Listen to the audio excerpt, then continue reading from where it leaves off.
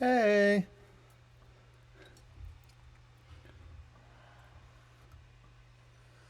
Hello. Oh my god, that tea's gonna destroy my lip. Um, Almost took my thumb off today. It was great. what? What were you? What were you Mandolin. doing? I was chopping onions with a mandolin. I took such a fat chunk out of my thumb. Oh Like It's I amazing almost fuck! thought how I much was. it can like take I th- out. The first time it happened to me, I was like, "Oh, whoa!" Like, Oh, John. yeah. Well, I didn't even like think. I didn't even like recognize. I was just like, ah, that didn't feel good. And then I looked down and I'm like, oh, I hit my thumb. And then I like, there's like a. I'll spare you the details, but A I chunk. like it started just bleeding, and I was like, oh shit, okay. And then Was it I like you were making put it on. dinner? Like, like just Yeah, I now? was. I was. It was. Yeah, I was cooking dinner, Oh my god. and yeah, yeah. Oh, I just It was a realized I good made time. us go live. Good Hold old on. time.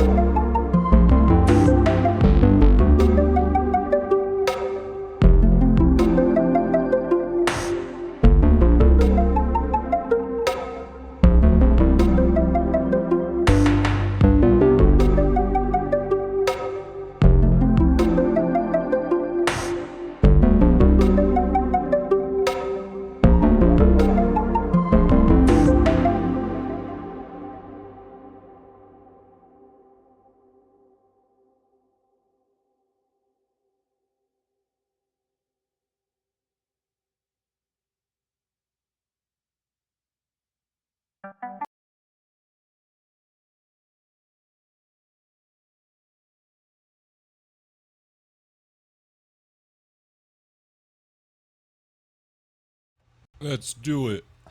Hello, everyone, and welcome to the Feast of Dice channel. I am your DM, Elijah Goodall, pronouns they, them, and we are back with our regular Tuesday campaign, City of Fortunes, which we haven't done. Has it been 2 full weeks, I think, since we've done it? We missed 2 in a row? Yeah.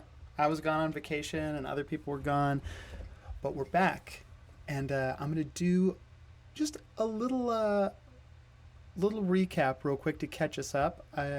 Last time we left the party, they were exiting the tea house to be essentially like backstage at Quatch Fest.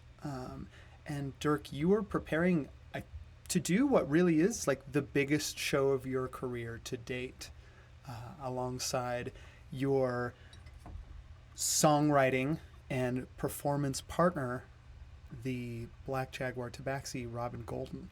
And I think we truly did leave with like the rest of the group side stage, and Dirk, you walking out on the stage to join Robin in front of really the thousands of people that are gathered here at Quatch Fest. I mean, not everyone, I guess, at Quatch Fest is that you are like one of the main performances, but there's a lot of people out there. And we're going to get right into it. As you are staring out at as you are staring out on the Golden Vale, the place where Quatch Fest is being held, go ahead and give me a performance check to start this show. And you can do it with advantage because Robin is right there with you. We're doing the Piston Guard, right? That we're going with that one, right? That's how I thought we'd start. Yes.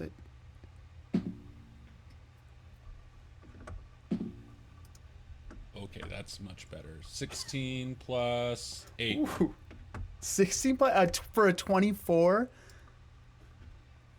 Right? 16 plus 8. Oh my God. Mm-hmm. Okay. Hold on one second. I just realized. Thank God for advantage. Thank God for advantage. Yeah, there's a moment like right before you start. The nerves almost get you. Robin looks at you kind of off mic. You can do this, Doug. I believe in you. All right. What the fuck is up, Quatch Fest? We're Golden and LeGrog. You know, we got one for some of the older fans in here. It's back in our more rough and rowdy days. It's called the Pissin' Guard, and then I start playing the Pissin' Guard. Lovely. You start playing. The rest of you kind of sitting side stage here at this show. Track, you look back and realize that Virginia, like the amplification on this stage is immense, and it's pretty loud, even side stage here. Virginia has fully like retreated into her shell because of the noise. Rupert, McKenna, and Track, it's the 3 of you here on side stage. What are you gonna get up to during the show? Are you like staying here to watch the show, or are you gonna kind of like tiptoe around backstage? So Track is feeling really in his emotions right now. This is the first time he's failed at anything. Yeah. So he's actually did forget to mention the big game. He's taken aback by just how swept in the music he is, and he just stands there and lets it consume him. Give me it was a 24 performance check. Yeah, give me a little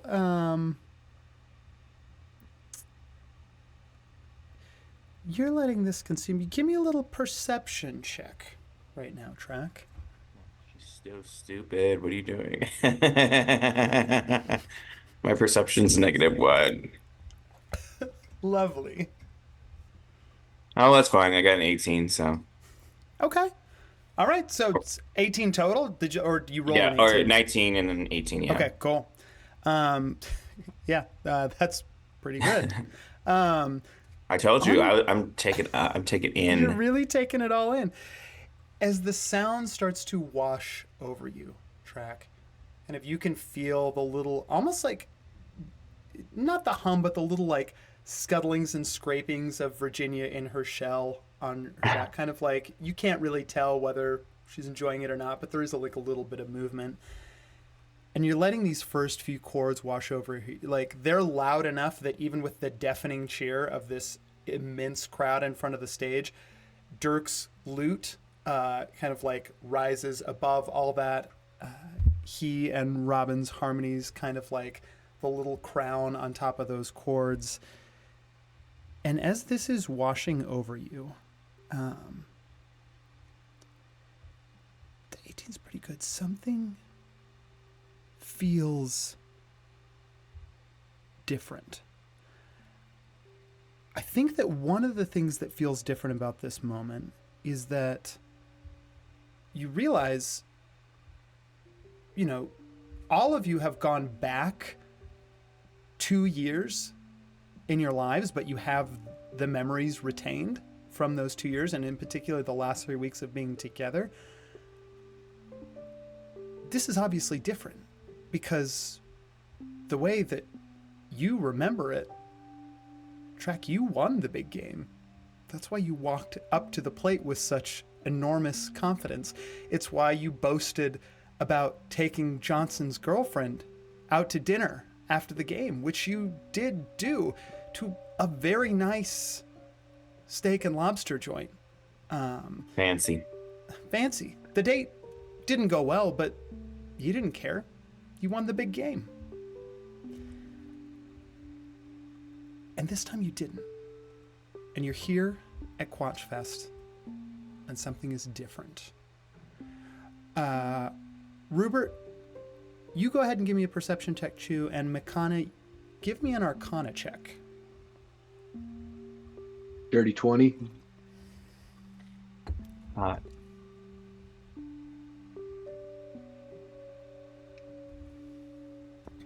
$11.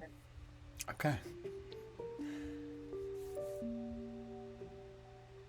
On the 11, Makana, it does feel a little bit magic. You're not sure, though, if it's just the energy of the crowd right now, or if it's, Dirk is putting his heart and soul into this, and Robin really seems on board, too, which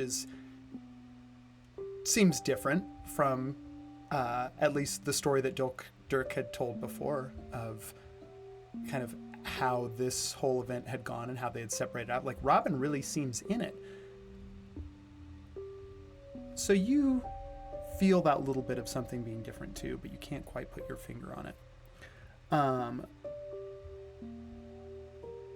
Rupert, on a dirty 20 perception check, same thing as the others. Something's different, obviously. This is not how you remember things going. And it feels a little... You can't tell if it's because of how loud the music is, or if it is that something feels different, but the hairs on the back of your neck are raising just a little bit. It's not quite screaming danger yet, but something... Is it that it's off, or is it just that it's different?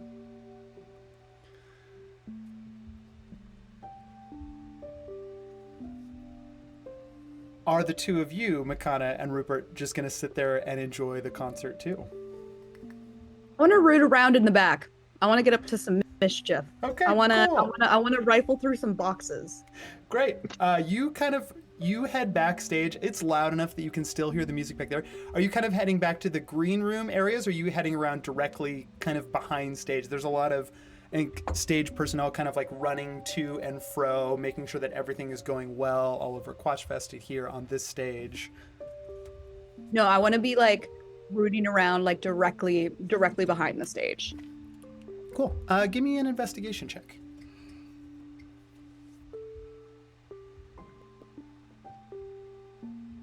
Oh, not one. On a nat 1, you stumble around the back, and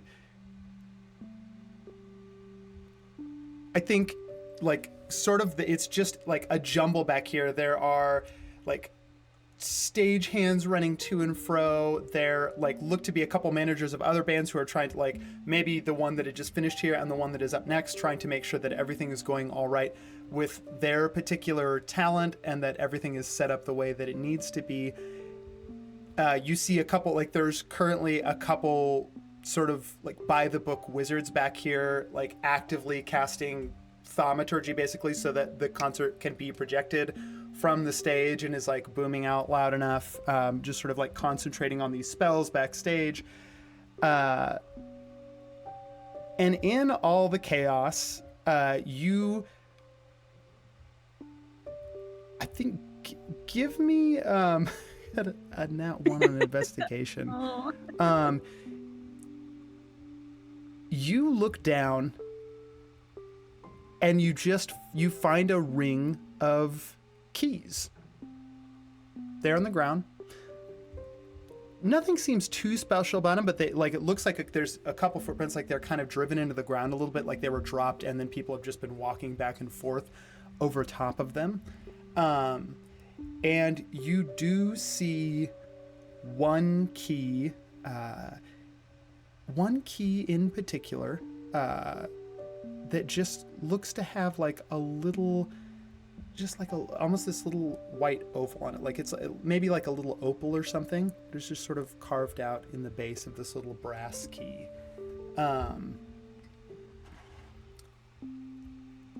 And nearby, at the back of the stage, you do see, maybe it's just a stage exit, but you do see like a small little wooden door there. Okay. I'm gonna pick up the keys. I feel like on a nat 1 that door is probably a bad idea, but I'm just gonna head over there anyways. Yeah, you head over to the door. You see that there is a kind of like this almost like orange-skinned tiefling. It's got 2 large horns, but they've just sort of been like broken off. And I mean, like a lot of tieflings, when they get their horns broken, will like get them capped, or they do it on purpose and they saw them off. These are not clean edges. These look like bad breaks, and this person perhaps does not have enough money to get them capped. They are frantically like shouting orders at people here backstage, and they see you kind of walking up to the door, and they head over. Oh, thank God you're here. Okay, all right. So I'm assuming you must be the one that they sent in to relieve our 2 wizards here when they get done with, the union pay the way it is. They're only allowed to like 3 hours max. They're done. Sure. Yeah. Great. Okay. Fantastic. God, it's so good to meet you. My name is Argonite. I'm kind of the organizer back here for this stage at Quatchfest. God, I can't thank you.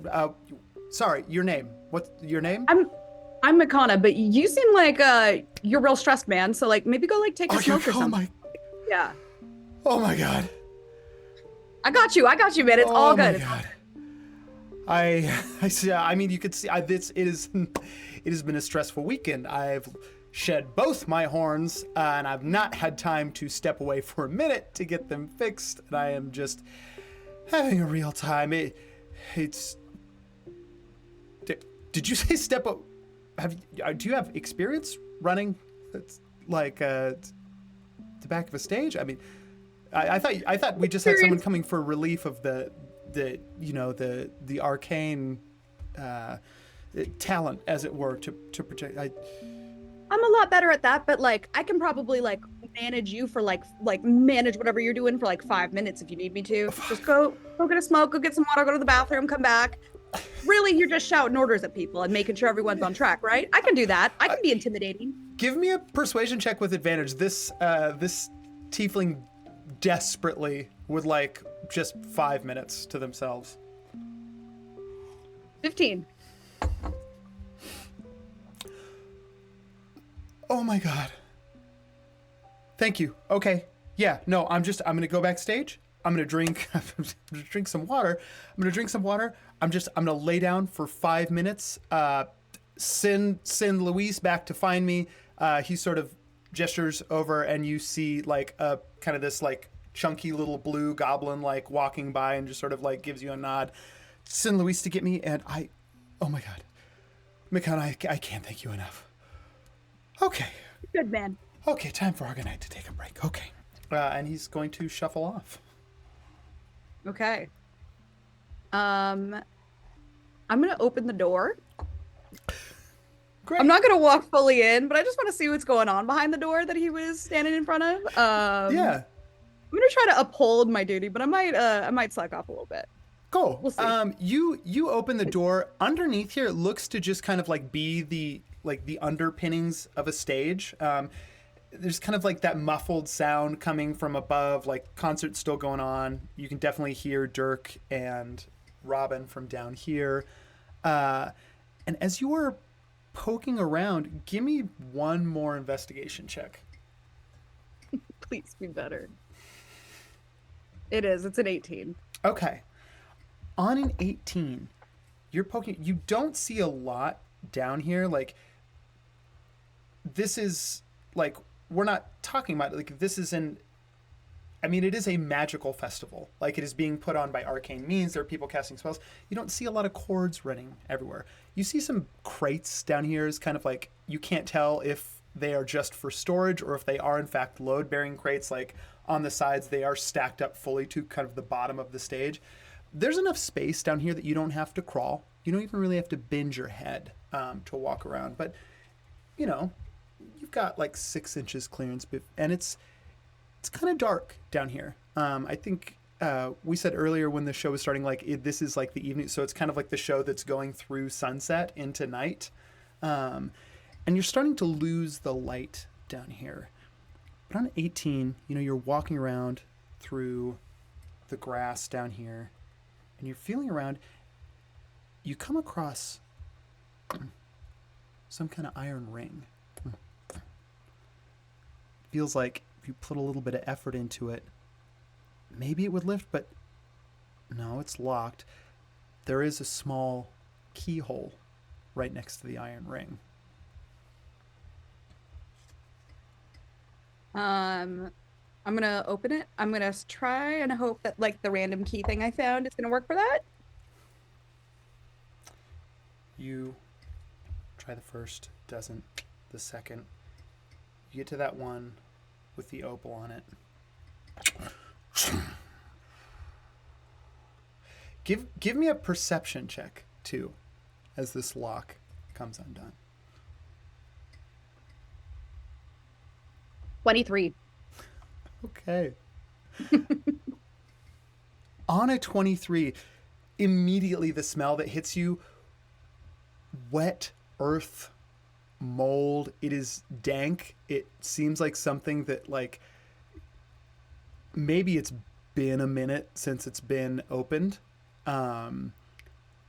or maybe it's just not opened that often, but it's not hard to lift up. On a 23, the one other thing that you hear is just kind of Oh no. sounds that you could only describe as slimy. Yeah, I'm gonna shut that back really fast because I have a feeling it's one of the fucking it's whatever a goo monster. I've had a lot of goo monster run-ins recently, and I'm kind of sick of the. You know what? I'm gonna say to myself, I'm gonna be like, you know what? We're good this time. We're good, and I'm just gonna slam that fucking back closed. As you go to slam it shut on the 23 perception check, you hear dimly, like way beneath you in the caverns, "Is that the fucking takeout? Order it!" And you shut it. You don't hear anything else once you shut it.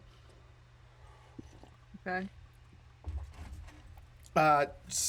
Music's still going above you. I think Dirk, at this point, you're 25, 30 minutes in. It's a festival set, so you've really only got, even with your headlining set, about 45 minutes here at the festival set. Dirk, you got a 24 like the crowd is eating this setup. You have never had such an attentive crowd, let alone one that is like well over a few thousand people. What's going through Dirk's head right now?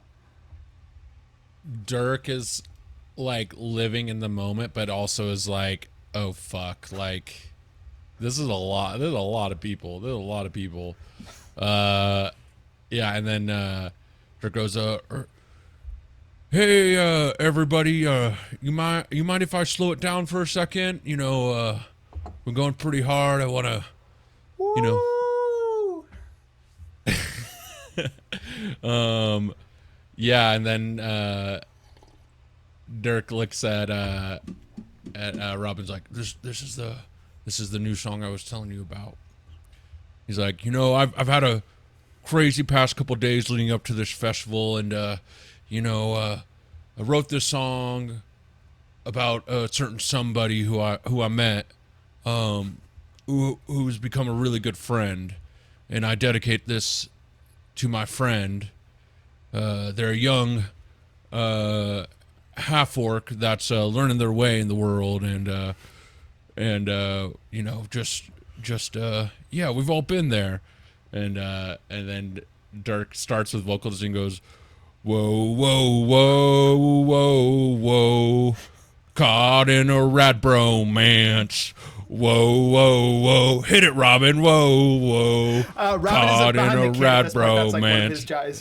He starts laying it down. Yeah, and then it's a weirdly electronic pop song that they, you know, like we're just making it happen, but you know, Yeah. it no, sounds Robin's badass. got some glyphs going too. Like there's some sampling going on in the drum kit as he hits the ones with the runes on them. He's hitting like turtles and kobolds and shit that make weird noises. Our band got really big all of a sudden, Robin. The budget went up for this one. I had some plans and fantastic. The crowd is still. I mean, your performance check rides for this performance.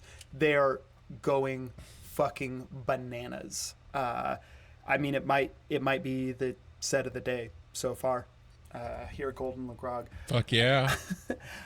What is Rupert up to side stage right now? Rupert is still in the thralls of that really nasty mushroom trip, and Rupert's just gonna look for like anything nearby that can alleviate it, be it, you know, painkillers or something to eat or drink. Oh yeah, give me another perception check. Ideally more drugs though. Fantastic. Yeah, give me another perception check. 8. Cool. On an 8. You're sort of looking around, your visual faculties just coming back to you. You look over to the side and see kind of like a heavy set, best word to describe is just a round blue goblin, kind of like little kind of stubby ears that go straight up to a point, fully bald, just kind of standing there backstage watching, has a ring of keys, looks vaguely important, and looks up at you. Hey, you got that look in your eye, friend. You having a good time? No. No, come on. This Golden Lagrog is one of the better sets we're gonna have here at Quatchfest. My friend, you couldn't have better seats. You're standing here side stage. You're never gonna see them like this again. Rupert throws up on his shoes. Oh, hey! Oh, look at that. This guy kind of looks like just sort of takes like a rag out and kind of like this helps you out a little bit, like kind of dusts off your shoes. This goblin doesn't really mind. Oh, buddy. Woo! Hey. Oh, what'd you have to eat for lunch, huh? Carrots? Yeah.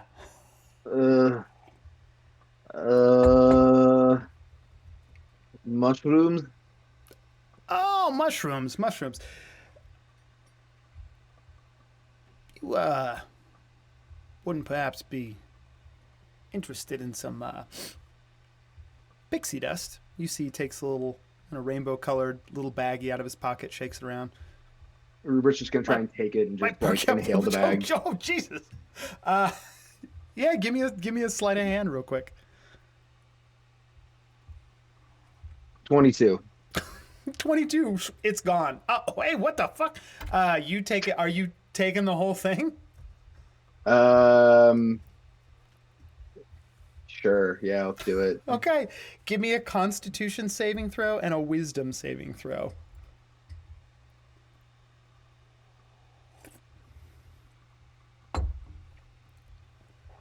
Okay, the Constitution saving throw is 5. The Wisdom saving throw is 19. Okay, on a 19, Rupert, you kind of snap back. Everything that you're looking at right now has this sort of almost little shimmer around the edges of it as the pixie dust kicks in. But you have full possession of your mental faculties. Like, you have perhaps never in your life been sharper. You are seeing clear. You are hearing perfectly every note that is coming off the stage. You can hear people in the front row talking over top of the crowd cheering and the concert going. Mm-hmm. But you start to feel a little like, whoo, little lightheaded, very lightheaded, as this goblin looks at you in horror and then looks over to Track. Hey, big fella, hey, find some ropes real quick. This guy's about to fucking get. We gotta lash him down.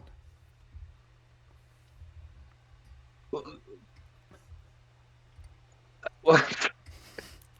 I should quantify. The blue goblin is looking at you, Track. Like, you're the only one standing there side stage. He's looking at you. Hey, you gotta help me find a fucking rope or something. Hold this guy down. You see by the point that you look up, like you've been entranced by the show. By the time that you look up, this like blue goblin is holding onto Rupert, who is now floating about 3 feet off the ground, and just Whoa. gradually starting to rise. Track runs as quickly as possible to try to grab the rope. Yeah, give me a perception check real quick to spot the rope. A rope.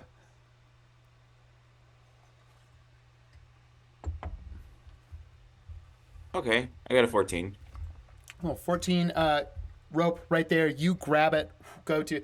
Usually it's like a sleight of hand to try and lash a rope on, but you could also just hold on to the rope and like grab them. Yeah, I'll do that. Okay, cool. You don't have to make a check for that. They're still at a reasonable height. You reach out, like grab that goblin. You've got a hold of the rope, tangle around your arm. The goblin looks at you. Okay, all right. Yeah, maybe just tie us off. I'd warn he's got, maybe about an, oh, geez, the whole bag. Probably an hour or so before he comes back down. Okay. Track is a little shocked. He's got like this look of like kind of dumbfounded look on his face. And he's like, whoa, I think that's the first time I've ever done something for somebody else without even thinking about my own, like, needs. Hey, good for you, big guy. I'm glad it was me, but I really, you got to tie it off and get me down from here because I did not sign up for this. Oh, yeah, sorry. Track picks him down, ties him off. Are you continuing? Because here's what I will say. This rope, Rupert, this rope has about, I'm going to say, around 85 feet of give. If Trax tied you off but is not continuing to hold onto the rope, like you can try to maneuver yourself, like pulling on the rope and stuff, but you are fully going to float to the extent of that 85 feet of rope up. So Track, are you kind of like, are you holding on to Rupert? Track's not really like doing this like paying attention. He just out of it's like out of the corner of his brain, he pulls the rope down like pretty hard just to get him to the ground, like in one kind of motion. Cool. Give me an athletics check real quick. I got a nat 20 plus my 3, so 23. Rupert, give me an acrobatics check to not take damage as Track. Oh my god, I'm just like it's like swinging around a balloon on the end of a string. 19. Okay. Oh, thank 19. God. I don't think you're gonna take damage, but you hit the stage, Rupert, hard. Boom. You can give me like a dexterity check to try and grab onto something. Like when you're to sort of like anchor yourself. So just 18. yeah, okay, yeah, cool. You're able, I think, just to kind of like get there in the floorboards of the stage and like find a way. It's not a force pulling you up. It's just rather that you don't really have your own agency when it comes to gravity anymore. But you're able to grab in and hold on. So now you are incredibly aware of everything going on and also holding on for dear life to the stage. You are still tied off with the rope though. Rupert's gonna try and slip out of the rope and just like take full advantage of the mobility. Cool. You don't have to make a check for it. You can slip out pretty easy. Yeah. Great. Rupert feels very in control right now. Yeah, let me ask, Makana, you're still backstage. Are you coming kind of back around side stage, or are you staying backstage?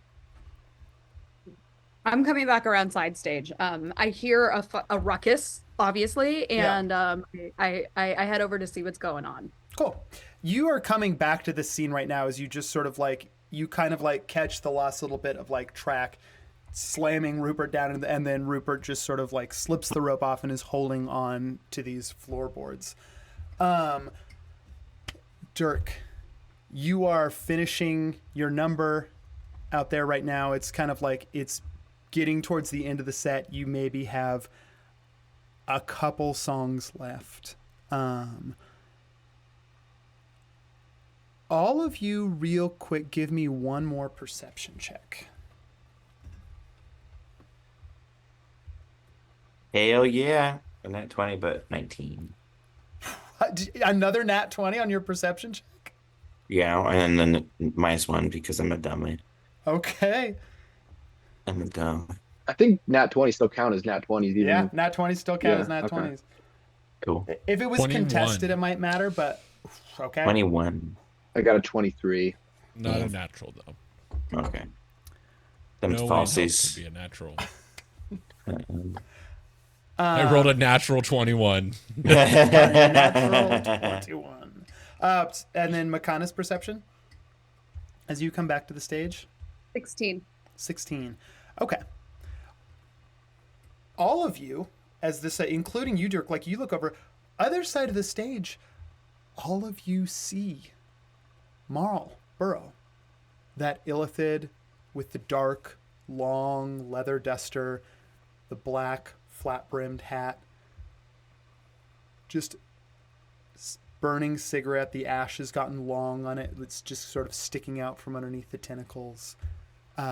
Standing opposite all of you side stage, and he just kind of gives you a small nod. As this takes place, Dirk, you are kind of like finishing the song. You know, there's a couple, like, you're not really sure which one to go with. The crowd is just cheering. And Robin kind of looks over to you and just sort of like raises an eyebrow and kind of like, you can tell he's asking if he can take the lead on this one.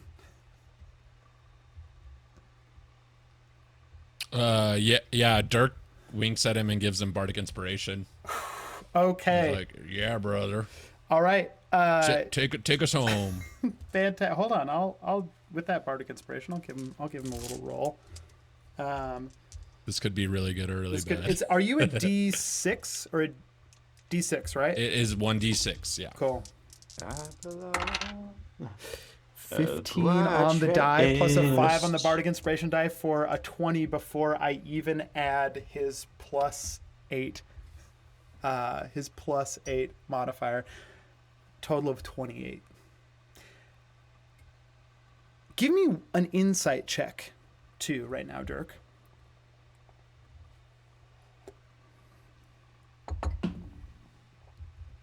$14 on insight. Okay.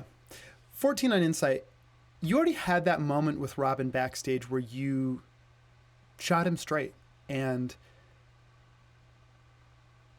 you clocked that his response was very genuine, that he really does appreciate your partnership and he sees you for the talent that you are. And there was a moment there, given the conversation that he'd had, where you certainly remember it going the other way, but it didn't. You're out here playing the show together on stage and he's with you 100%. On the 14 insight, you see a look on Robin Golden's face, I think, of genuine care and appreciation, and maybe for one of the first times in your partnership since the very beginning, you feel truly in sync. And Robin is with you. And there's a smile on his face. He's really genuinely enjoying this. And I think as he steps out from behind the drum kit, he sort of clears his throat and steps up to the mic. Thank you so much, everyone. Again, we're Robin and Golden. It's been such a pleasure to play here for you all at Quatchfest. I'd like to do a new one for you, if that's all right, before we wrap things up. You know, really the powerhouse here when it comes to Dirk, you're an excellent writer and partner, and I couldn't be more pleased to be creating this with you. It's not often I take the lead on songwriting in the group, but I have one here that I'd like to perform in that, if it's all right. Dirk, this one's for you. And sort of gives you a nod. It's key of G. Like, gesturing you to play your lute. Yeah. Dirk, you start playing.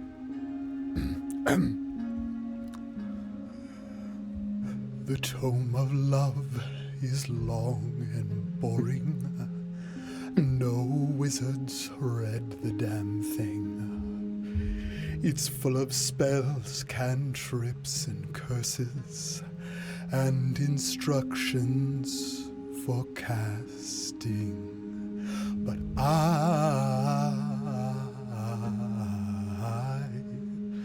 I love it when you read to me, and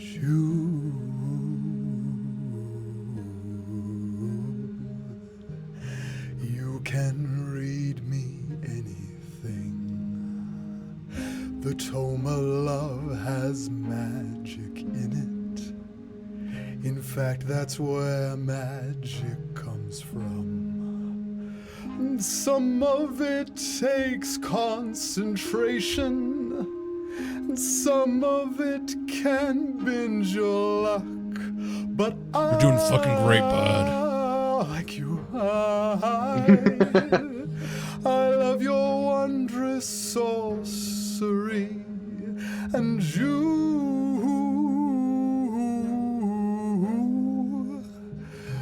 you always enchant me. At this point, everyone kind of out there at Quatchfest, you see, is just holding. Some of them have full torches. There are others just holding up like little tinder twigs. There's a few people with like cigarettes or some other form of like consumable that are sort of like taking drags and then holding it up in the air. Dirk, in this moment, it's one of the more beautiful things that I think you have gotten to see in your career as a musician, is all of these people really being in this moment with you. You can see Robin closes his eyes as he gets to that last verse, and Robin, for the first time in a long time, is really truly feeling what he's doing. There's no performance here. He just feels it.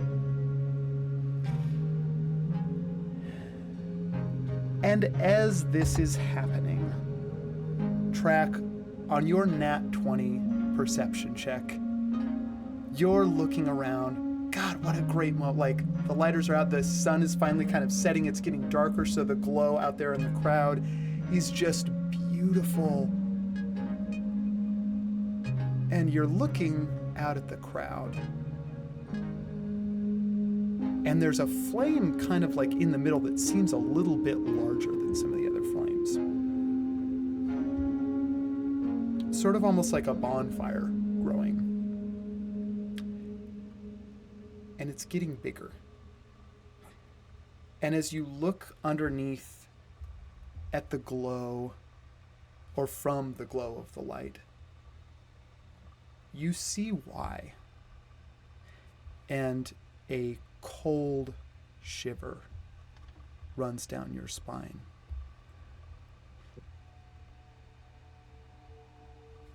The flames out there in the crowd are merging. And the flames out there in the crowd are merging because the people watching are also merging. One by one, you see their flesh coming into contact with the mass in the middle, and they are absorbed as the flesh pile in the center of the crowd begins to grow larger and larger. Hundreds of mouths stretching and sliding across the pile. Eyes blink and then are sucked back into the flesh as new and sometimes larger eyes emerge, blinking slowly.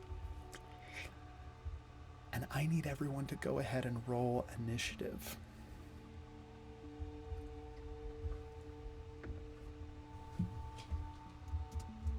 Fucking gross. Fucking gross. Happy Halloween. I was like, we haven't done combat in so long, and we need 6. something nasty.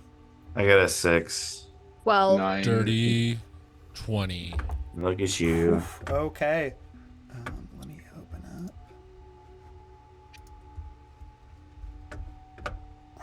up. Okay. Dirk with a dirty 20. I heard Track with a 6. And then what were Rupert and McConnor were what?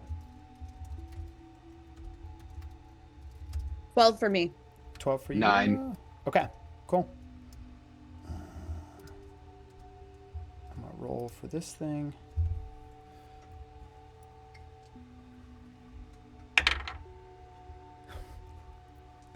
Not good. That's a 2. Okay.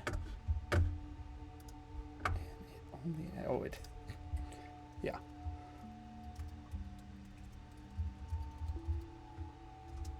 Okay.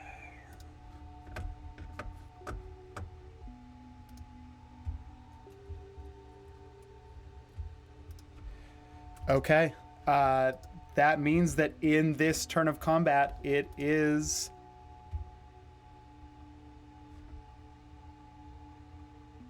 Dirk, while it would be your turn first, none of your perception checks were quite like the only reason that it got clocked was because of Track's nat 20.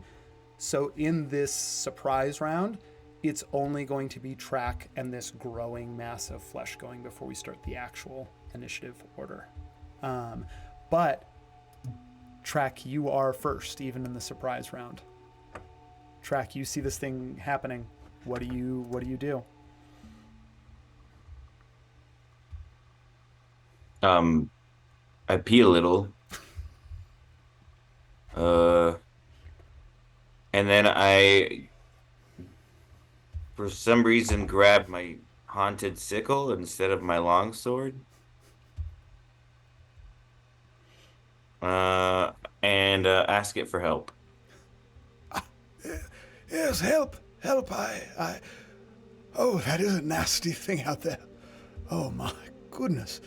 Well, I suppose I could be of some assistance. What angle would you have us take, Master Tor? Should I kill it? I'm afraid you haven't killed anything yet, and it's getting bigger by the second. Well, discouraging me is not going to help. I don't know. It's just kind of tripping me out. But like, I don't want to get too close. Am I going to get absorbed? Am I on fire? I'm feeling a lot of emotions right now, and I don't think I'm prepared for this. I have some advice if you will hear me out. Yeah, I'll take anything. Swing away, Master Tor. Swing away. M. Night Shyamalan over here. All right. Track. Is that my name? Have we finally given me a name? Yeah, M. Night. We'll give it to you. Fantastic. Shyamalan for short. Shamaman it is. I run towards the blob and I just start swinging my Cool. my lovely sickle. Yeah, you're running towards this blob. Give me, I'm gonna call it. I don't think it could be because in order to get to this blob, you're running across you're essentially crowd surfing to get to the center of this thing to where the blob is for. It's, there's probably already hundreds of people incorporated into it, but it's not right there front stage. Give me an acrobatics check to just run out there on top of the crowd. 14. 14. You boom, boom, boom. Give me that attack roll.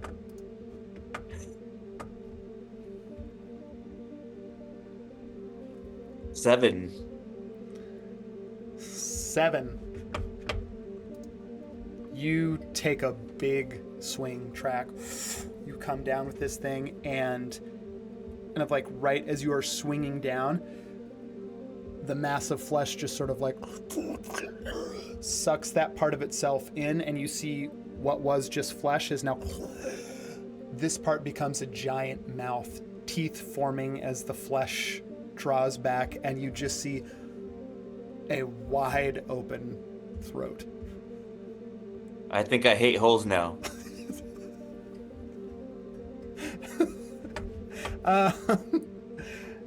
Track, that's your turn. This thing is going to go. How did I lose my? Oh, D20's right there.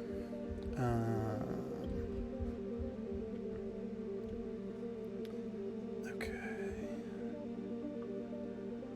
Starts its turn. Okay, cool.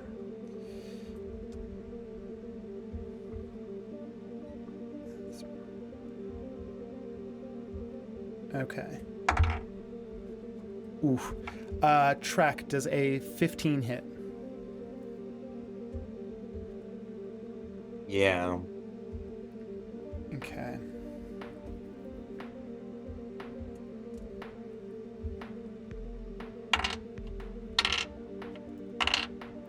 Track, you take 8 points of piercing damage as that same mouth just kind of comes down and gets one of your forearms in there. You're able to like pull it out, but it leaves a deep, deep gash in the arm.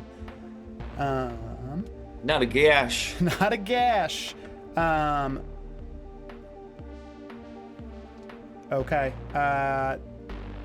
As this is happening, sort of that giant mouth, as it shuts, this just long strand of spittle flies forward and goes to land on the stage. Only 2 on the stage right now, though, is Dirk and Robin. So, Dirk, I need you to make me a dexterity save.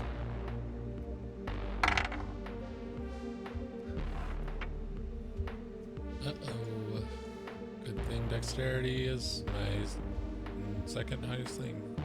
Dexterity save. Proficient! That's a 9. Dirk, on a 9, it hits the stage, and brighter than any pyrotechnics you've seen, it just like hits the stage, and it is just a flat, like the ignition is only temporary. There's no fire that lingers or anything, but it is so bright you are blinded until the end of the Mouther's next turn. So everything just kind of goes white for you in this moment. That is the Flesh Mountain's turn, though, which puts us into actual initiative order. Dirk, it's your turn first. Cool. I can't see shit. Oh my God, Robin, I'm blind. I can't see. Can't see shit. I didn't roll initiative for Robin. Cool. That is actually great. That puts Robin right there.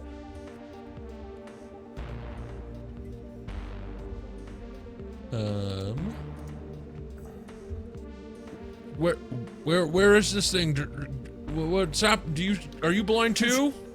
I'm all right. I'm all right. You feel like support coming underneath, like Robin sort of like taking you, and you've got your arm over him now too. Duck, you can't see. It's terrible.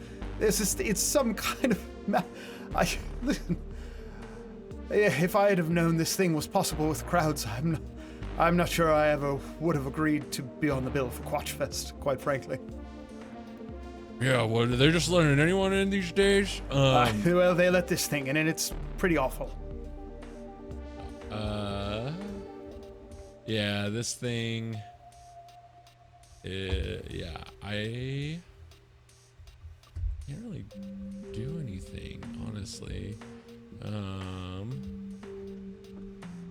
I need like visual to do visual cast for any everything. spells, Yeah. So, yeah. I will say, I mean, you know the I'm- general direction that it is. You can still do like a melee attack at disadvantage, even while being blinded. Get me up to whatever fucking did this. I wanna give it a piece of my mind. And he's gonna start walking and try and like he's like he has his rapier in one hand and he's like Great. Give me an acrobatics check.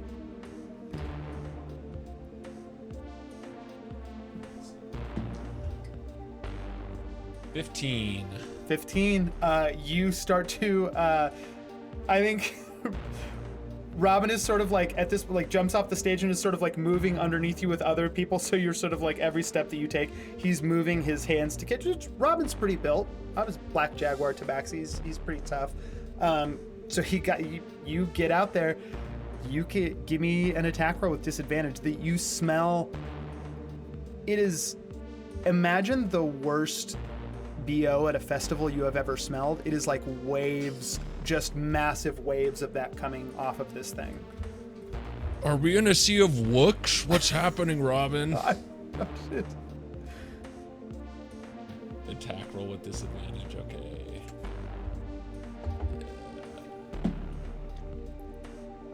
Oh wow, that was very high.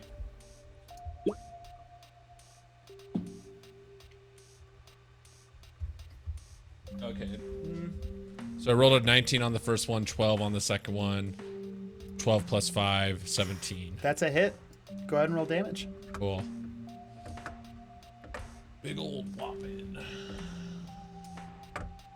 Oh, wow. It was a 1d8 plus 5 and I rolled an 8. 13. Okay.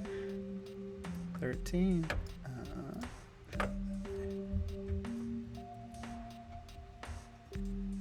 Okay, 13. Take a shower, you fucking hippie. Did I get him, Robin? Yes. It's hard for Robin to attack. You can tell he's like, he can't cover his mouth because he's holding you up right now, so you're sort of at the same level that Track is, and he's just inhaling all of this down there. Dirk, unless you've got a bonus action, that's your turn. Robin is using his turn to assist you. He's gonna throw Bardic. You can't see him yet. He's gonna throw Bardic Inspiration. Track's the only other one out there. Robin's gonna give you Bardic, which is just D6 that you can use on any of your on a roll at any point over the next minute. Wow, I feel inspired. Rupert, that's your turn. Where is Rupert right now in proximity to this giant? You're on the stage. It would take you about 30 feet off the stage to get there, which Flying right now, yeah. not controlled flying. The rate that you would rise at, it's one round is 6 seconds, so you're not gonna like go higher than this thing in one round. But if you launch out there and don't grab onto something, you will probably be in trouble in like subsequent rounds, unless you have some sort of tether. Am I near a wall? You won't be. Once you jump off that stage, it's just like this big open field and this sort of just mountain of flesh that is growing and growing. Well, so I'm thinking I do have Rabbit Hop. and I can jump at like 10 feet. Yeah. Can I like rabbit hop towards the flesh monster? Yeah. Give me an.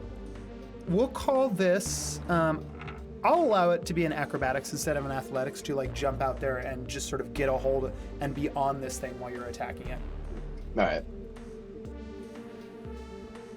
18 on the acrobatics check. 18.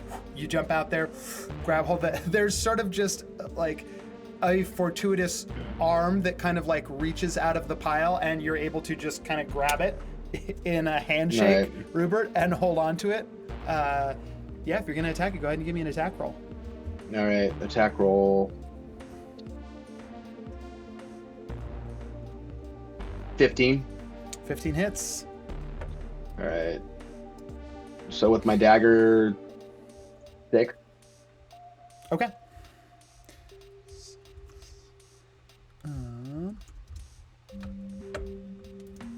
Do you have two daggers? Are you doing like a bonus action attack with your? Not equipped right now. So no, Okay. just the one. Okay. Yeah, you stab in like right underneath the arm that you're still holding on to in this handshake. Rupert, that's you. Makana, it is your turn. You're there side stage. This growing flesh pile is about 30 feet out into the crowd. I am gonna cast Moonbeam. Cool. Oh, don't hit me. No, on the Yeah, on the no, thing. this thing's for sure big enough. I mean, Moonbeam's a 5-foot cylinder. I think at this point, Okay. this thing is taking up about like 30 by 30 feet out here. It's pretty big, but you can bring this right down on it. I think it's a Constitution save for Yeah, Moonbeam. 13. That is a 16 on the die for a Ugh. total of more than 13. Okay, well that Uh, sucks. I think it still takes half damage. So roll the damage for Moonbeam and then That is 8, so it takes 4. cool. Okay. Yeah, and that stays up. So it's not no one else really has to worry about it. It's right in the center of this thing. You are kind of all on the perimeter of it. Mikana, do you have any move action that you want to take? Or are you staying there on the stage? I'm gonna stay there kind of tucked away because I don't want to be blinded because I'll lose concentration. Cool. Yes. Track. That is your turn. So I'm gashed and I'm right up next to the blob. And I have 6 You're right in inspiration. front of like one of these giant mouths that it's opening up, but you do have Bardic, so you've got a D6.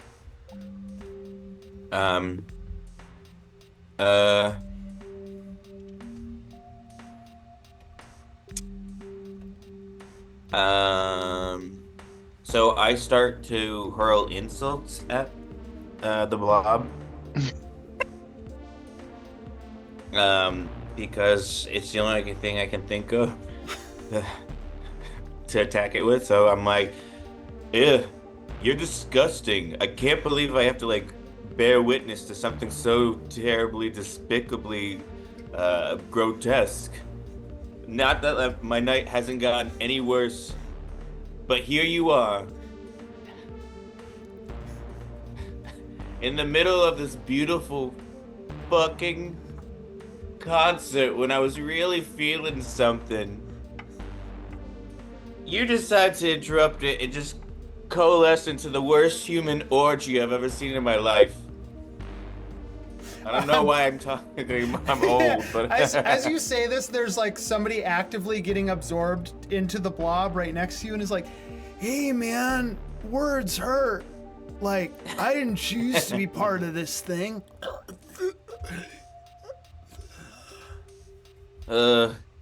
So that didn't work, so I'm gonna throw a javelin at it. Well, yeah, give me an attack roll. Alright, let's see what we got here.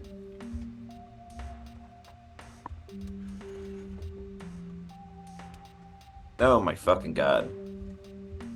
It's a 2. 2. Yeah, 2. javelin, you go to throw it, and it just goes sailing, like way over the. Not great for track. Today is the worst day. Let's see. Okay. You know what? Also, let's have Virginia go ahead and roll initiative, and we'll slot Virginia into the initiative order here.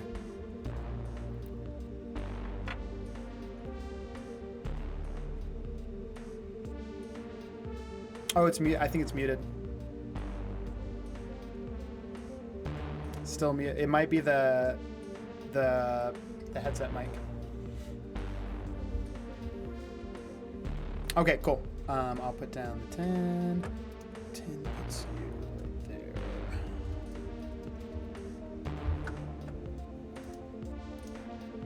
You can forget, because 10 will put you... You'll come in next time, like right after Makana. So I've got you in for a 10, and then hopefully you can fix the mic. That is this thing's turn.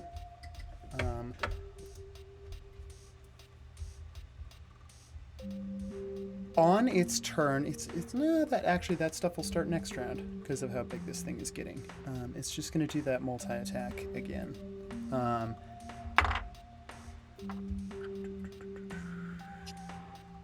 Dirk does a 17 hit. Oh yeah. Okay. Yeah, it does. Dirk, it is 12 points of piercing damage as another like massive mouth similar to the one in front of the track, but just opens fully sideways.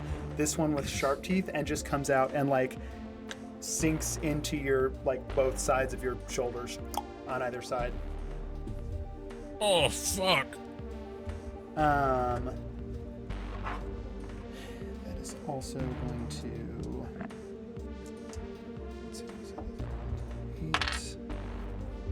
Test. just start it. That is this thing's turn though. It is going back up to the top of the initiative order, and Dirk, it's you again. Cool. Dirk is gonna be like, why didn't fucking security take care of you, man? And I'm gonna go for another poke at it. Cool.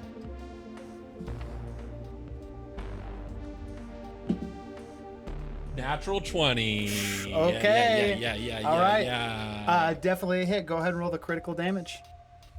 Cool. That is going to be. Oh, I should say, yeah, you're not blinded anymore. It was just until the end of that thing's turn. Okay. So yeah. Okay. 2 7s, so 14 plus 5, 19, and then I am going to add because I took College of Sword, I'm going to add my my defensive flourish, so I'm going to burn a Bardic Inspiration. Okay. So I get to roll a 1d6, and it will do damage equal, and then it will add that number to my AC. Yeah. College of Swords is so 6. good. Sweet. So I think you get to roll it twice because it's a critical. 5. You get. Oh, I think you get to roll that twice as a damage die because all the dice are doubled. So I've done 7, 14 plus 5, so 19, and then 6, so 25 damage so far. I rolled another 6. So 31. 31. So do I add 12 to my AC from that? You do add 12 to your AC.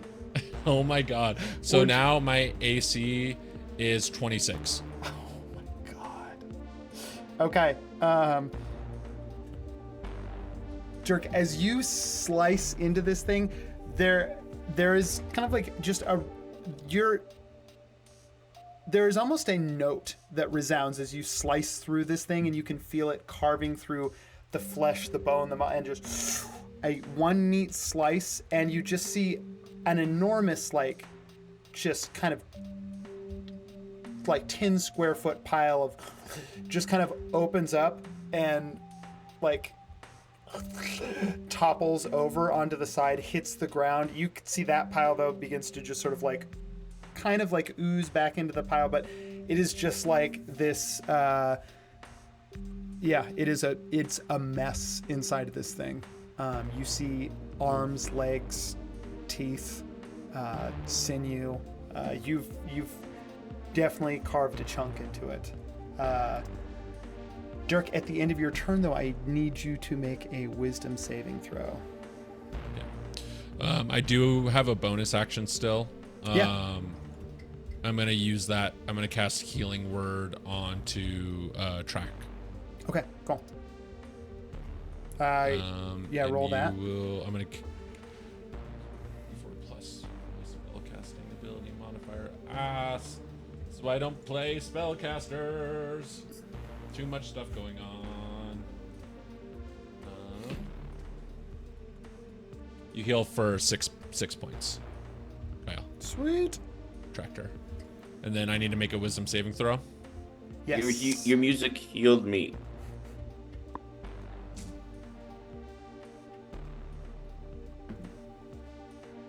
Six on a wisdom saving throw. 6. The good times had to end, The everybody. good times are ending. Dirk, you slice into this thing, and as you slice into it and kind of expose the interior of it, which is just this amalgamation of the people that were here attending, you see like a sort of like rising to the top of that is just like a face that sort of emerges and looks at you wide-eyed and frightened and goes to like open its mouth as if to say something to you, and instead it's just nonsense. And as it slides back into the mass of flesh, Dirk, that sound begins to resound and echo in your head back and forth, vibrating and vibrating.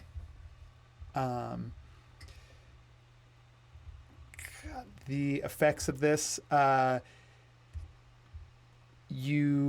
see, I need to see how long this Isn't a charmed effect, is it?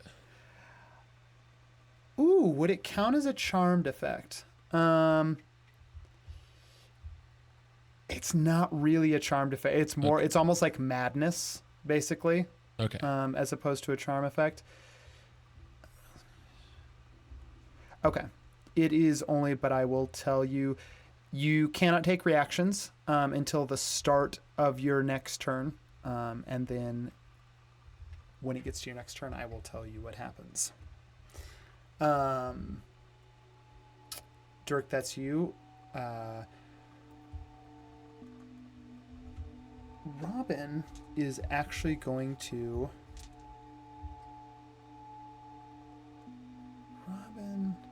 Robin is holding... Ooh. Can't do that. Yeah, Robin is holding his action for something. Rupert, that's your turn. All right, Rupert's still hanging on to the arm of the monster. You've still got that handshake going. How far down would the drop be? Oh, if you kind of like, it's not really even a drop, like you'd almost be sliding down this. It's not a steep side. It really is just kind of this gradual mountain of flesh that is building that you're kind of like about halfway up. If you let go of this hand though, you're going to start to rise into the sky. That's actually perfect.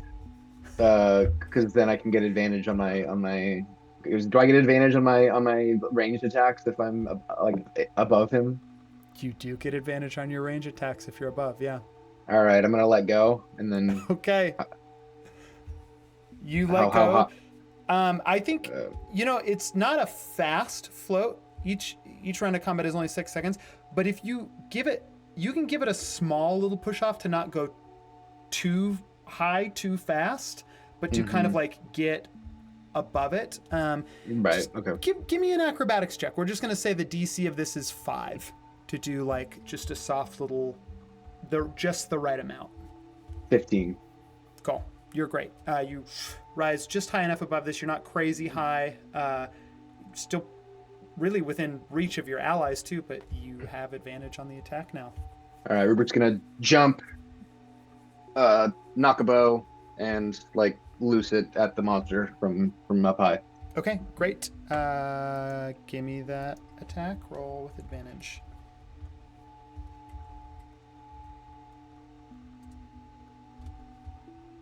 $18. 18 hits. Yeah, roll And that with for sneak dam- attack. Oh, for sneak attack, that would have been the 2d6. The first one.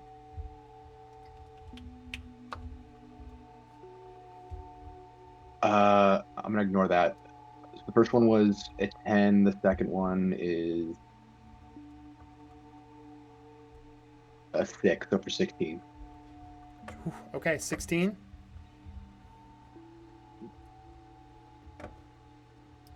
Okay.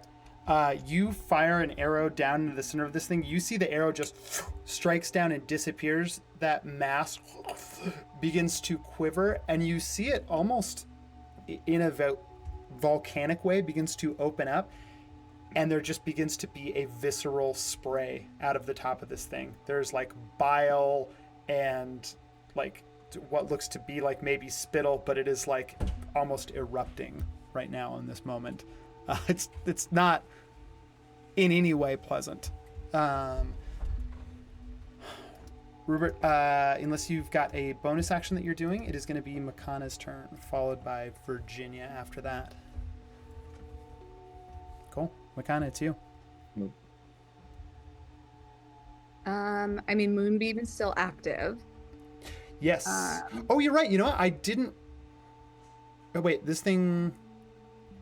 Because it rolls on its turn too, right? Yeah, it rolls on its Yep. turn. Hold on. I needed to do that. Let me roll the Constitution save. 10 on the die for a total of 13. That barely. Yeah, that saves. Unfortunately. So roll Okay. damage, and then I take half that. 4 again. Okay. All right. Mikana, what are you doing on your turn? Oh, you know what? Sorry. I forgot. Yeah. Rupert, you need to make that wisdom save too. Well, for Same one that Cool. Dirk did, yeah. okay. 9.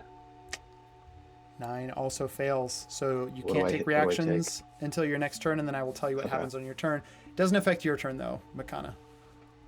I'm just gonna keep Moonbeam there. I really don't want to do anything to fuck up my concentration on that, so I'm gonna do nothing. Okay. At the end of your turn, I also need you to make. Or no, I'm only- still on. you're still on stage. You're not within 20 feet of this thing, so you are fine. Maintaining your concentration. Virginia, it is your turn. You emerge out of your shell to find this horrific mountain of flesh in front of you. Last you remembered, God. the concert was starting. It is not a concert anymore.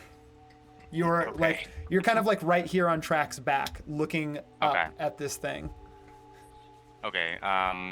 Virginia's. I imagine she's gonna be like a little groggy or something. She's just like decided to take a little emotional nap after hanging around her friend and Yeah. her. Big day at Quatch Fest. Yeah. So she's gonna emerge and like look around, look at the blob, and just say something like, I must wake. How do you say wake and bake? And then she's going to smoke one of her wild magic cigarettes. Yeah. That's you her get- like main action. The one that was like actively being absorbed that talked to Track looks at you lighting up. Oh, hey, can I get a hit of that? As it is getting absorbed into the. Oh my god, darling, you need to check your cuticles, please. Next time you reach for me. Oh shit. That is disgusting. Oh my Cool. god! And I live in the sewer. Yeah, give me. You're lighting up one of the wild magic ones. Go ahead and give me a D100 roll. 14. 14. I don't think we've gotten that one before. 14. All right. Virginia, for the next hour, you are unable to lie or withhold information when asked. Oh, I think I have had that one. Yeah, I think maybe you before. have had that one before. Yeah, but But I mean, you Okay. could you light up your cigarette, like that doesn't take you an action to do. That's an object in Oh, okay. action. So okay. Well, she's gonna firebolt the blob man Cool. blob person that Yeah, give- reached. give me an for attack her. roll. All right, let's see. Do do do. Do do do do. Firebolt. 16. 16 hits. Go ahead and roll the damage. Yay. Okay. 5. Okay. Actively now, part of this thing is on fire. Okay. It's not looking great for this flesh. It's starting to just kind of like quiver and like drastically contort. There are like arms and legs that suddenly like flail out of it and then slowly like withdraw, almost like they're in agony, back into the pile. He does not look so good. No. He looks Virginia, that is your Uh-huh. turn. Track, it's you. Does Virginia have to do that saving throw? You do, yes. Thank you. Okay. Wisdom save. Ooh. Nat 1. I'm sorry I Okay. said anything. Okay. Track, it's your turn. Oh no. So the javelin didn't work. So I grabbed my longsword. And Just going through weapon after weapon. yeah. I grabbed my longsword. And then I look at it for a second, and then I'm like,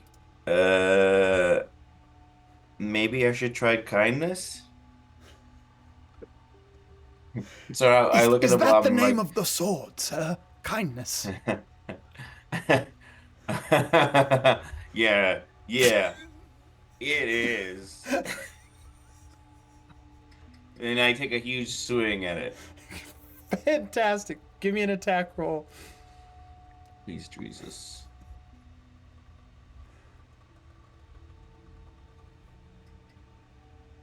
Oh, 9.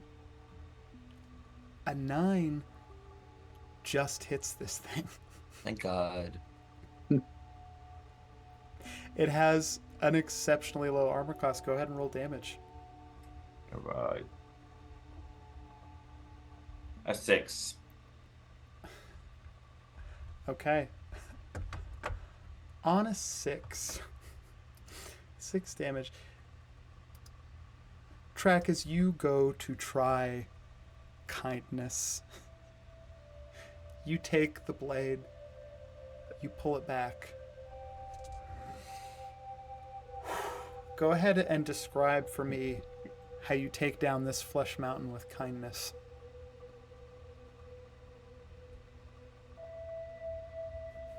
There's a deep feeling of connection between myself and the sword, kindness, and an understanding that only when you get to the heart of the problem with kindness can it truly be defeated.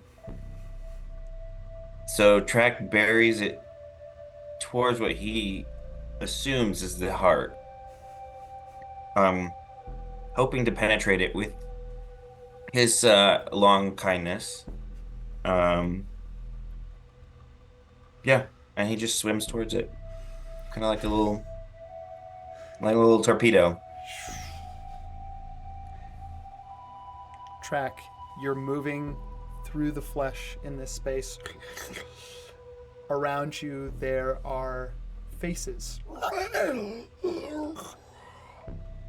Fingers, arms reach out at you, not to grab, but just slowly brushing you, almost like in some kind of plea ahead of Oh, you. that's nice.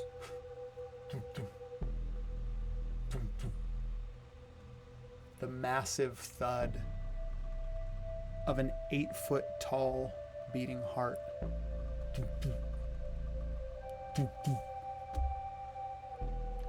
Kindness slides into the heart. And you hear around you, and everyone else as well outside of this flesh mountain hears a sigh of relief. And Track, from the inside, you hear as just one of the faces sort of goes stretching by you. Thank you.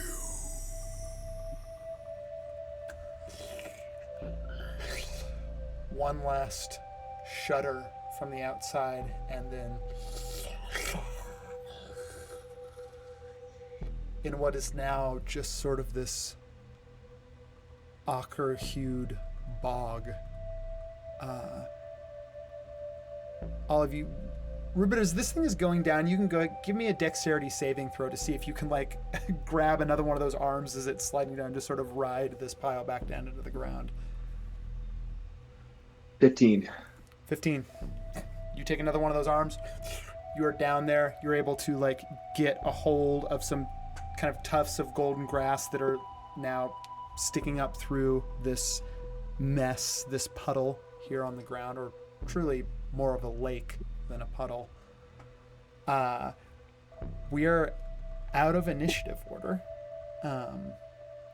But who did everyone on their turn fail the wisdom save except for Track because it didn't get to Track yet? I think, right? Everyone got Never under... reached me. Okay. Oh, you're right. It didn't reach you. So, Makana, you're watching this all happen from the stage, but Dirk, Rupert, and Virginia, all of you can make me an Arcana check if you want.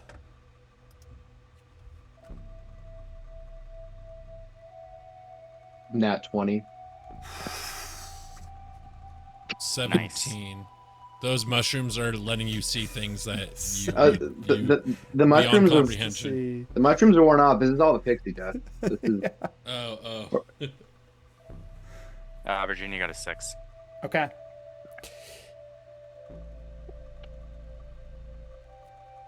Rupert, you're looking out now, like holding those tufts of grass, standing here in the middle of this disgusting, melted down just slag of like, there are now like actively, the people who were not absorbed into this thing are now just like running, screaming for it's emptying out pretty quick. There's mass panic here at Quatch Fest as everyone kind of runs in different directions. There's a little bit of light left in this. There's kind of like that last purple bit before all the stars really begin to come out over the field here in the Golden Vale at Quatch Fest. You see Track standing out there just, covered in blood, spittle, bile, just sort of like dripping, heart driven through the center, or sword driven through the center of this enormous heart that is just sitting here in the middle of the field now, the puddle underneath it. Nat 20 on Arcana. Some weird shit has been happening to you recently, Rupert. First, let alone the events of like the last few weeks leading up to, a giant cyclops sleeping underneath a club in the infernal realm beneath the city.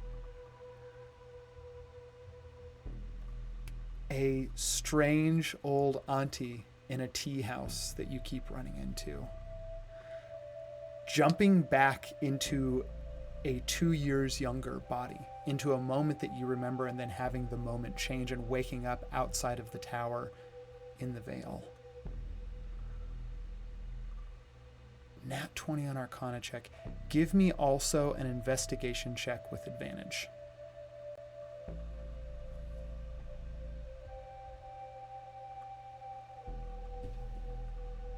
$15. 15.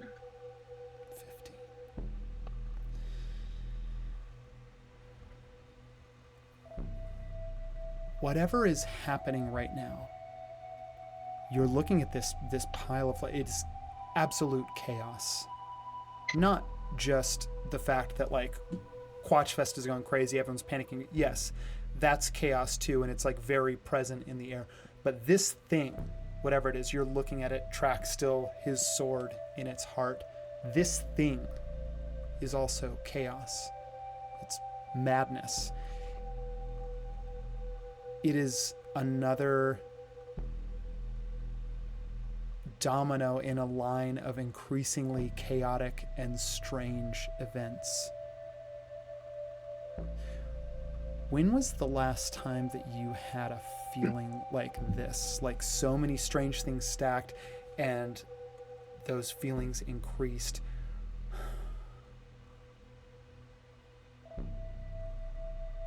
When you're having a nightmare. Right before you wake up in a nightmare.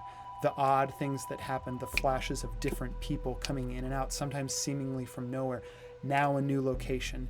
Now this place. Now this set of events, and quickly on to the next thing, spiraling and spiraling. And you realize what the odd feeling is. Rupert, you're all in a dream. And it's not your dream.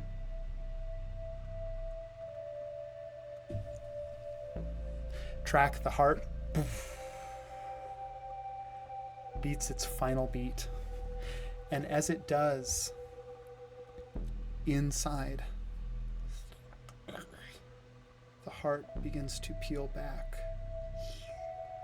Slowly. Almost like a shell sliding off. And as you look down, you see something you've seen before. You see the form of that giant Cyclops underneath the club. Only now much smaller. You know, the heart was about 8 feet. It's maybe 7.5, so larger than you, but so much smaller. I mean, when you saw it, it was a mountainous creature. It is now small and almost like infantile, curled up here inside this heart. Your kindness driven straight through it. And slowly it begins to open its one eye and just blinks and looks at you for a moment. Track, give me an insight check.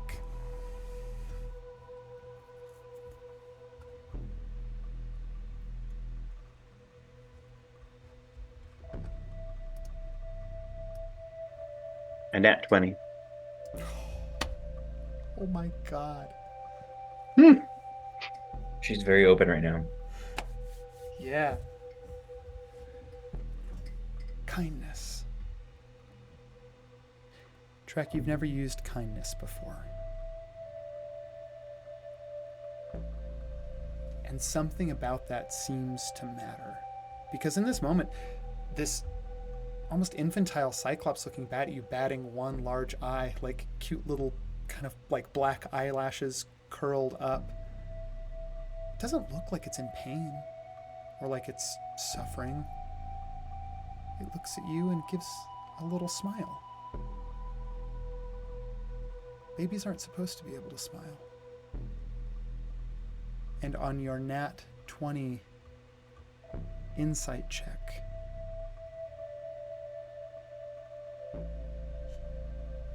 you see in this moment, even as that baby Cyclops slowly starts to close its eye,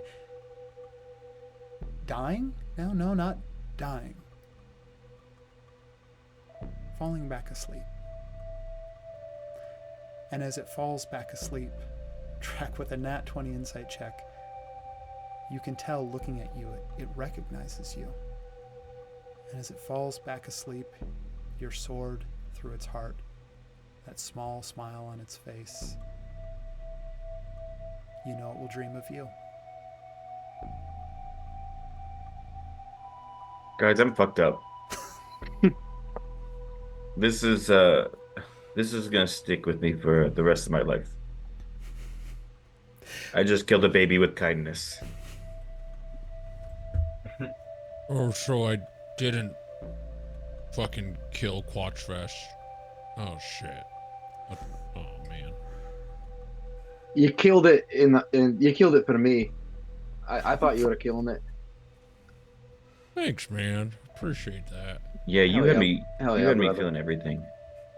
Everything and anything. You know, shit, God, you're Yeah. all gonna make me cry. I knew- Can we I get knew out of Robin- this dream? I knew Robin was acting too nice to you. Yeah, it's gonna be weird if I see him again. I As thought we got a that- second chance at as everything. that baby Cyclops starts to fall back asleep, all of you feel that sort of shuddering, almost like in your molecules, like it's incredibly similar to the one that you felt before underneath the infernal realm when you saw the Cyclops for the first time.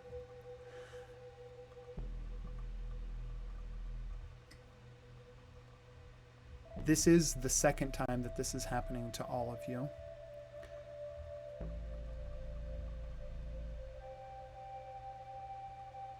Makana, did you eat any of those little tea cakes that you had the recipe for when you made them? Like, did you try any of the test batches out? Yes. Before everyone got there, cool, you were trying the test batches out. Give me an Arcana check with advantage.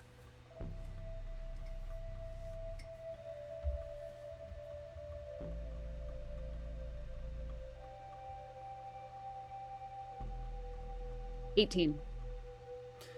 18.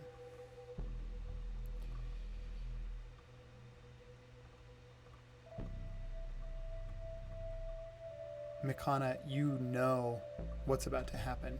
You're about to slide back through time, retaining the memory that you have now, but being somewhere else. On an 18. Makana, you ate the tea cakes. I'm going to let you choose how far back you slide, and therefore how far back everyone else does as well. In this moment, like, what is the memory or the moment that comes into your mind?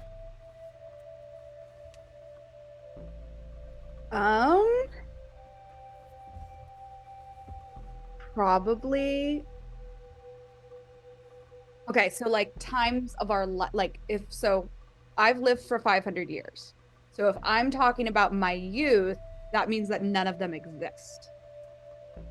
So it's like that same kind of thing applies. Okay. Ooh. Well, I can't go that far back then. I guess. You can, and I can figure out how to weave it together.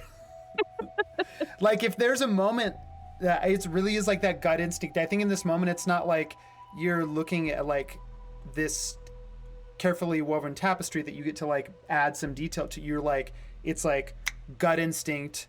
It's about to happen again. What is the moment in Makana's mind that's like, this, I remember this. I need another shot at this. Probably when I was like studying at a cloister. This is very like several hundred years ago. So I was like a teen at the time, and like there was a huge goblin attack. And I like did my first like kill and like killed a bunch of fucking goblins and shit like that to protect stuff. Damn. My brothers. Yeah, sorry. Makana, You are in the cloister, sitting there, studying. God, it has been a long night, and it looks to be another long night. But it's all going to be worth it. If you can just figure out this passage right here, and then you've got it back. All your memories.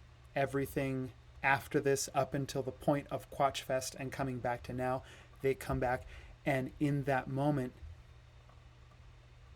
you also hear it from outside in the courtyard. A scream. The sound of steel being drawn. Something is lit ablaze, and you see a flash of light that reflects in the window. It's happening again.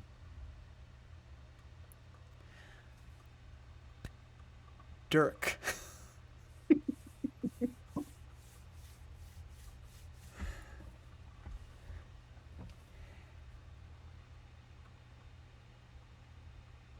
Ooh, what am I about to do here? Give me 1 second to find my cue that I need. Bang a gong, get it on, Bang baby. a gong.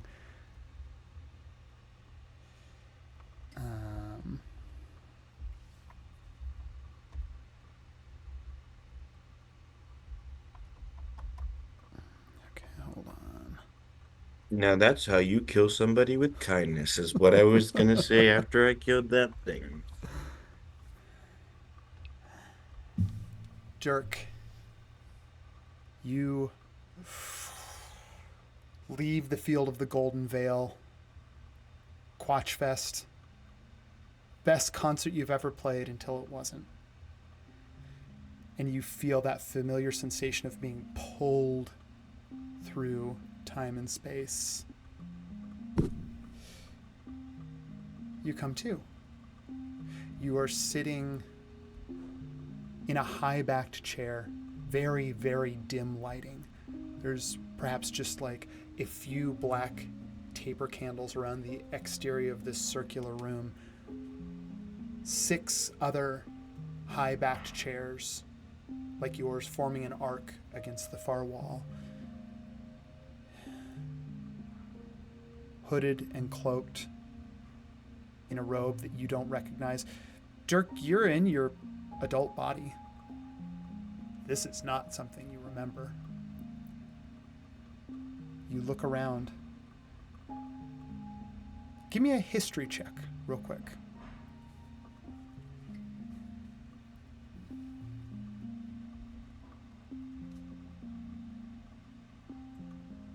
That would be 9. Okay, 9. Unfamiliar. You can't place the room where you are. You look around. You see 5 other strangers seated. All of them hooded and cloaked. You don't know who these people are. You don't know why you're here. And then you look over. And you see next to you, looking older, actually, than you remember, the face of Robin Golden. Those golden jaguar eyes, black velvety fur, with little bits of white mixed in, almost giving like this salt and pepper appearance to his muzzle. Robin looks over to you. Are you ready, friend?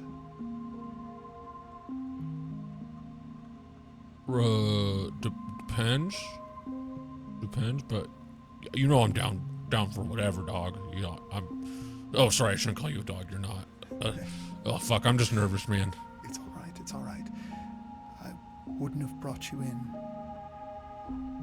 if I didn't believe in you. You've got this, Dirk.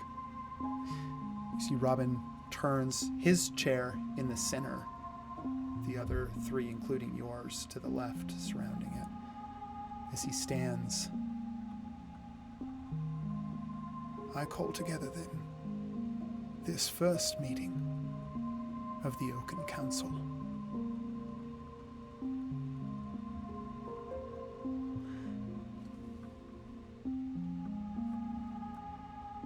Rupert, you are one moment there in the field, having the realization that that you are stuck in this really at this point kind of like progressively becoming a nightmare.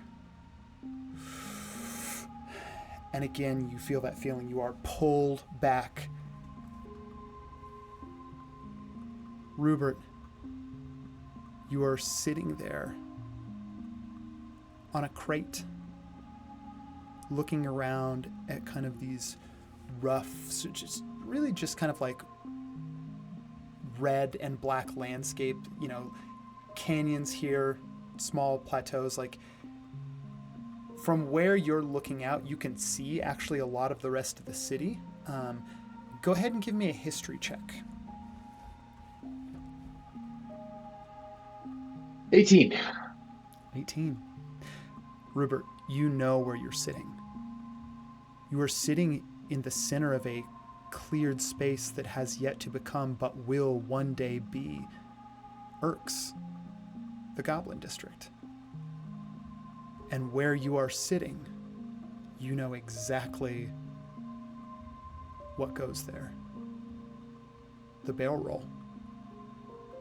It would be beneath your feet right now if you were where you're supposed to be. But you're not.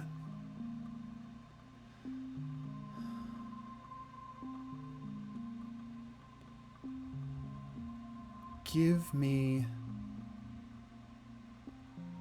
a perception check, too. 15. Okay. On a 15, sitting above where the barrel roll will one day be, I think your history check was high enough too, Rupert. You know that, if all, you're looking at, you can kind of see a lot of the other districts from here and a lot of the other, architecture, some notable points up in High Quarter. This is most likely right before people went to work on creating Urks on this district, which means you're maybe, I don't know, just a few years away from having those first sort of underpinnings and architecture for the barrel roll being created. And on that perception check, you hear a soft voice, no visible figure uttering it, but just this soft whisper on the wind.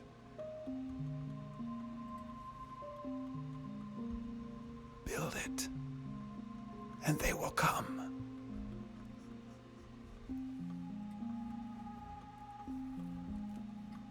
Virginia. One moment you're popping out of your shell to a truly horrific vision. Lighting up a quick cigarette and flinging a firebolt. And then the next moment, you feel that pull again. Something taking you back.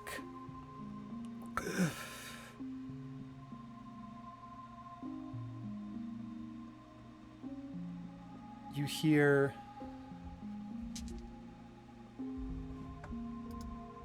some kind of bird, some sort of what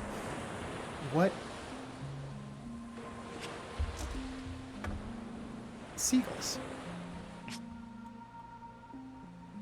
Waves crashing. And not just the sound, actually now the sensation as you realize you're standing here in water, about 6 inches deep, and you feel waves lapping up, hitting your shell behind you. And you look around, you see several other Hokrebs. Similar to you in coloring, but one different shells, one with this long spiraling conch shell with these little spikes that jut out of it, another with a white and red large nautilus shell. Give me a history check.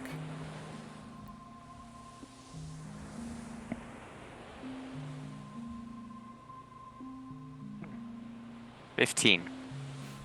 15. You are here on the shore. You look up and you see. You're on the shores of the bay. It's been a long, like, you came here maybe like once as a small little crabling with your parents. They brought you to the shores and they told you the story of how long ago, a few hundred years, which is generations and generations in Horkard time, how your ancestors first came to Gaveri, crawling out of the bay and making a home for themselves, first in the Broken Shoals, and then when that became uninhabitable because of, well, in large part because of the construction going on in Urks and like everything sort of flooded down into the Broken Shoals, then they eventually made their way into the sewers. But in this moment, you were looking at a fresh, clean, the shores are golden. The water coming in is this beautiful cerulean shade of blue and green.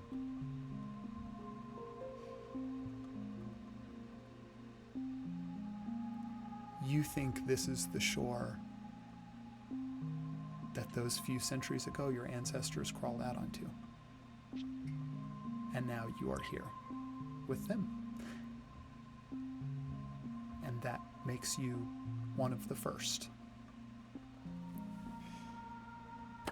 Track. One moment you are standing there, your sword through the heart of this small cyclops, the next you are pulled as you once were before.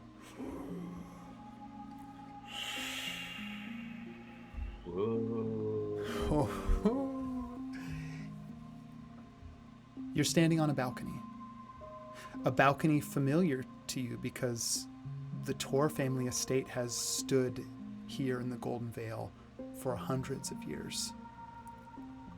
And you know the view from this balcony. But as you stand there, like, even in this moment, you can feel you're not 14-year-old Track anymore. You're not 16-year-old Track. Your frame, more immense than it has ever been. You are truly like in a man's body, an adult half-orc's body. Massive shoulders, long hair that like goes down well past your chest and kind of like tumbles all to the side. Oh, Track totally takes up at one foot and puts it on the like balcony ledge, and looks out over this and allows his hair to billow in the wind, and his shirt unbuttons down past his pecs, and the chest hair also billowing in the wind. I want it to be just as long as the regular hair. Yeah, give me a persuasion check right now, just for raw, like how good this looks. We can call it a performance check too. Either one. Oh, this is a 21, so we are feeling sexy, like. On a 21, a like very, very, like just reed thin tiefling with like large round spectacles and like a sort of a salt and pepper goatee with a little like more white tuft at the bottom and like long curling horns, reed thin though, is like walking up the stairs with what looks to be just like a flagon for you on a little tray and like the leg of some game that was caught earlier in the day. And see, Monty,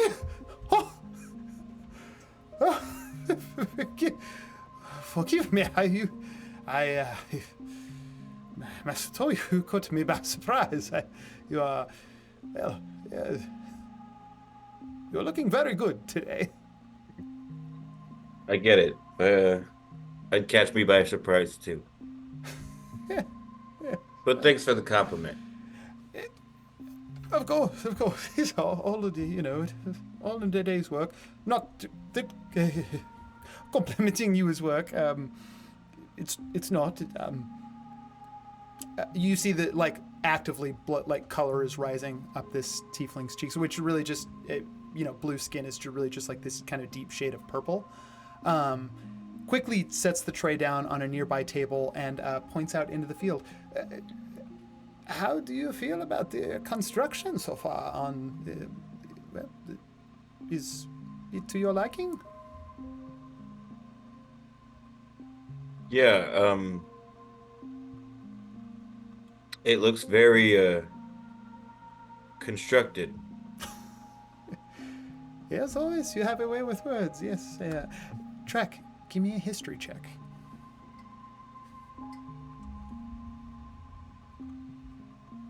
$17. 17. 17's good enough. You remember your father telling you the story of how first thing after like the Tor residence was established on their estate, first thing your family did, built the Sears Tower out there in the Golden Vale, and you are actively watching the construction of it right now. You know, I remembered when my father told me about this being built. Never thought I'd actually see it.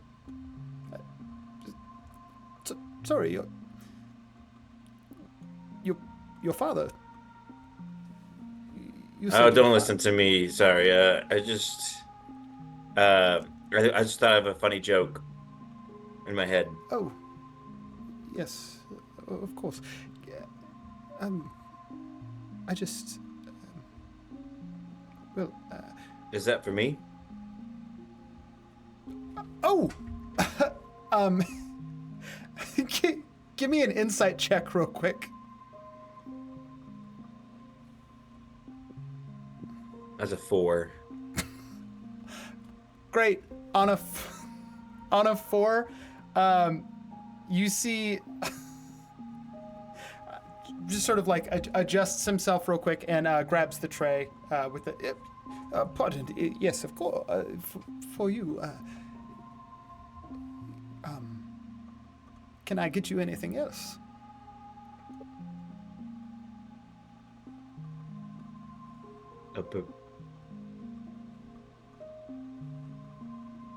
How about a book? Yes. Big book, small book, picture book. Any book you think. Yeah, just pick me a book. I feel like taking up a new hobby. Yeah. I feel like reading out here with my hair blowing in the wind. Yes, very well. A fresh hobby. Heads back down the stairs to get you a book, and I think where we close out this session is track with you standing like leg up on the balcony of the Tor estate, looking out on the construction I look pretty hot. of the Sears Tower, and that is where we're going to end this session. We'll be back. We'll be back next Tuesday with another session of City of Fortunes. Thanks everyone for tuning in, and we'll see you then. Bye-bye. Bye. Now. Bye-bye.